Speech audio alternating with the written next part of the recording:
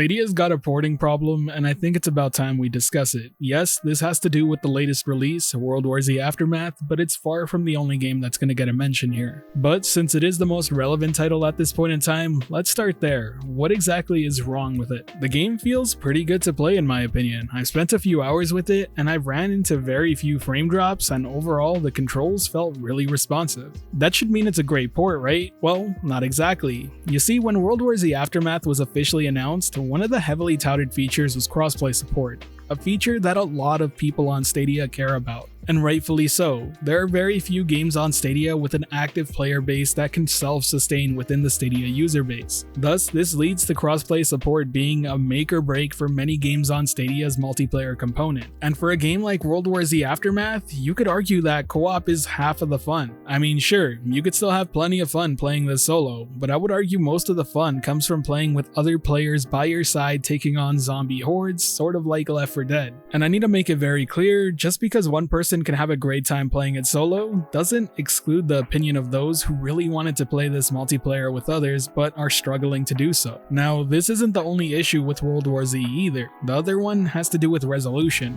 another very heated topic within the Stadia community. The reason for this being that the game runs at 1080p and just 1080p. There's no 4K, there's no 1440p, just a very flat 1080. And as you can imagine, those who pay for Stadia Pro have a reason to be upset here. The whole point of that membership is to give you access to 4K streams, and when a game doesn't support that, well, it can leave some feeling kind of jaded. Personally, I'm not too mad about it, but I can totally see why some people would be, and I think it's justified to be honest. But I do think that Google should take a look at this and maybe consider restructuring and reorganizing how Stadia Pro is marketed. Less about the resolution and more about the Pro library itself. As more and more games get added, it's starting to look more like a Game Pass or Luna Channel competitor, but with benefits of its own, that when you claim a game, you get to keep it forever as long as you're a subscriber, something neither other service offers. Though it does still beg the question why World War Z Aftermath launched without any sort of 4K streaming. It's just a very odd omission. But now let's talk about another game, and it's one that's also been making a few waves over on Twitter, and that's Everspace. It's yet another title that doesn't support 4K streaming on Stadia, and the developers did say that they were gonna add it in. Right now, there is no 4K. Now if that's all we knew, it would be pretty easy to blame the developers here, but luckily we got some more information as to why this is. They recently responded with the following: "We invested extra time in further Stadia optimization and submitted a 4K 60 version months ago, sitting in certification limbo, not matching Stadia's high requirements. We honestly don't know if the version will ever go live or not.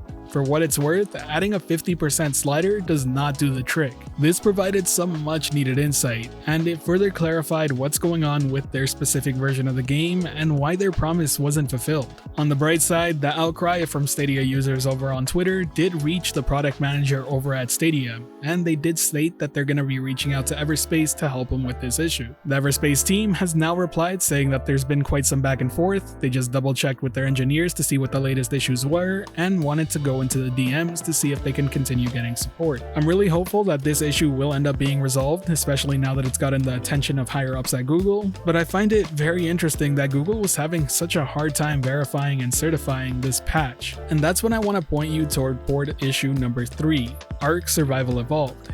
How is it that the certification is so high to get something done on Stadia, yet this game somehow slipped through the cracks? This title has a plethora of issues. From render distance to resolution to frame rate, you name it, there's a lot wrong with this game. Eventually, the Stadia community itself found a way to open up the command prompt and actually change the settings through the command system and make the game not only look better, but even play better. If the certification requirements are really that high, what happened with this game? It makes me wonder if all those delays were because it wasn't passing the certification and then Stadia just decided to let it through due to the community outcry for where it was. But that's just my theory, who knows if it's true or not. Gameplay issues and fallen promises aside, there's another issue with Stadia ports that I want to bring up here. And those are about the games that we play on Stadia that are behind the rest when it comes to patching. This has happened plenty of times on Stadia. Marvel's Avengers, Humankind, Dirt 5, Outriders, and plenty more. It sucks to admit it, but the Stadia community sometimes has to wait to be brought up to speed with the rest of the platforms. And at times, this can prevent Stadia from being able to enjoy the same features like crossplay that are available elsewhere. Now, I do need to point out that some of the games I mentioned here are now patched and brought up to speed, but it doesn't change the fact that the Stadia community had to wait. And in the case of Outriders, it was an extraordinary amount of time.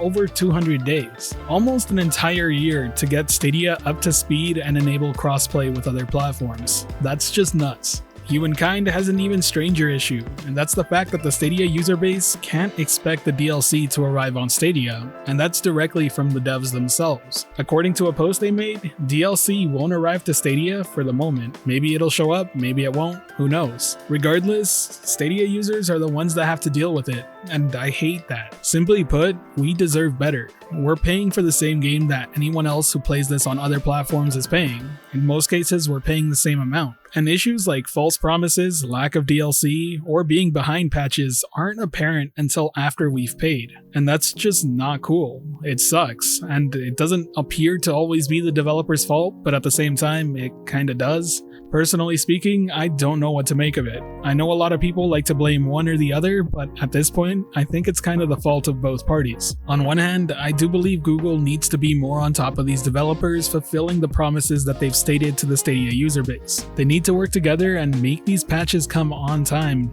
because your average player is not going to blame the developers, they're gonna blame Stadia. And so far, I have to admit, it does seem like Google is putting more interest on working together closely with developers, especially with the new porting tools. I really do hope that the whole certification issue that the Everspace developers had will be fixed here. And hopefully, if any other developers are facing similar issues with the certification process, they're willing to speak up and at least mention it on Twitter, because the Stadia community will be vocal about it. Developers, on the other hand, need to support the games they release on a platform. I think it's an absolute joke if you decide not to release content on a specific platform without just cause. At the very least, give a reason or explain your thought process as to why so the community can understand. Instead, you're having a lot of loyal customers just feel shafted. These are people who paid the same amount of money and were hoping for the same amount of post-launch support that you advertised throughout the whole marketing campaign. And if you don't plan on supporting the game post-launch with anything other than just bug fixes and patches, well, then maybe consider not charging the same amount of money and letting it be known. Whatever is causing these weird port issues, they need to be resolved. And like I said, Stadia seems to be taking it seriously with their new toolkits, and I hope that's a great start. I want to see Stadia succeed, but issues like these really hinder the whole platform.